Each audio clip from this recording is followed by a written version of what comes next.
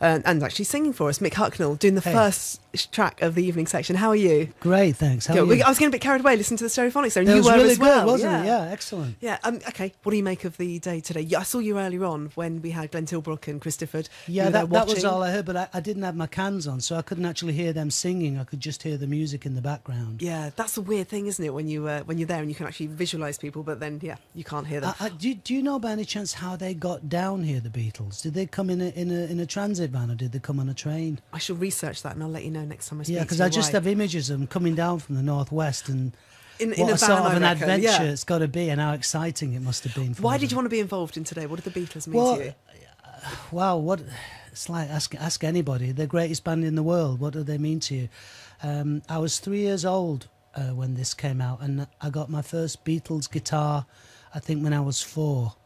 And they were my band. They were my first band I ever took any notice of. And my first gig was singing "I Want to Hold Your Hand" at a wedding, and I think that was in 1965. And so they mean a lot to me. They mean a lot to you, yeah. And all eras of the Beatles, or was this particular era special for you? No, once I was in. And, okay, and what a ride. No ride better. And I think that's the thing about it, isn't it? Is that incredible progression that you see album to album, and the transformation that takes place not only in the music but in the way they look and the fashions and everything. It's just an amazing moment in time. And the notion of recording an album in a day like they did with Please Please Me, what does that do to your brain when you think about that? Oh, well, I love singing live, so it's just a joy, you know. I'm just trying to imagine that they're on, you know, limited studio time. They've got to get the arrangement together. They've got to get the take, and there's a certain pressure on you to do that.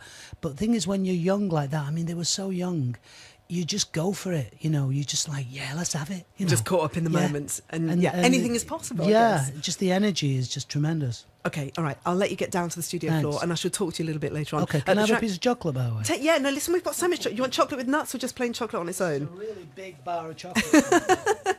We do chunky chocolate here at the BBC. All right, Mick Hucknall is going to be going off with chocolate. Does that not affect your voice? I would have thought chocolate would play with vocal cords. Get on the mic. Destroy me. It'll destroy you. But I think you'll manage. Right, we'll play a bit of Simply Red now from 1985, and then we'll hear from Mick Hucknall in 2013 doing the Beatles.